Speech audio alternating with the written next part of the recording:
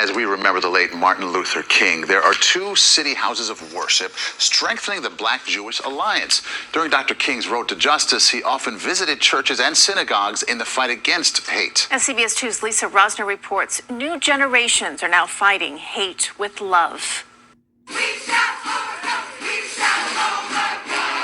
Inside the East End Synagogue in the East Village, two communities have become one. Middle Collegiate Church has been holding services there after a fire burned down its historic home 2 years ago. Sunday, the Reverend Dr. Jackie Lewis and Rabbi Joshua Stanton brought their congregations together for an MLK teach-in. We have a prophetic alliance around liberation, around exodus, around freedom, and frankly around the command to love. In learning from the Reverend Dr. Jackie Lewis that the civil rights movement is not over. Racial justice has not become a reality in our country. Reparations for what our country has done have not materialized.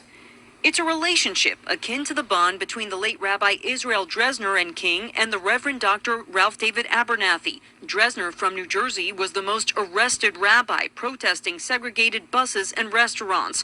Dresner and Abernathy's children met for the first time last week at the Holocaust Museum in L.A. Together when my dad met Dr. King for the first time in jail in Albany, Georgia in 1962 and shook his hands through the bars of the cell, Reverend Abernathy was right there with him in that cell. I mean, we really both felt like both our dads were smiling down on us. And renewing this alliance is happening beyond places of worship. Saturday at the West Side Comedy Club on West 75th Street, the show Agree to Laugh, a Black Jewish comedy night, makes its New York debut. Eric Angel and Onika McLean are friends and part of the several comedians that will perform. We've come up together, and I just feel that the divisiveness lately, no. We are always better together. And we want to bring the positive to push from the other side. We don't all have to be a king, but we all can be a revolutionary lover and think about the small steps we can take toward justice. That's our shared calling.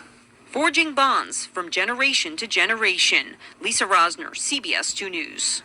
To see Saturday's show or to get involved in the Interfaith Alliance, just go to our website, cbsnewyork.com.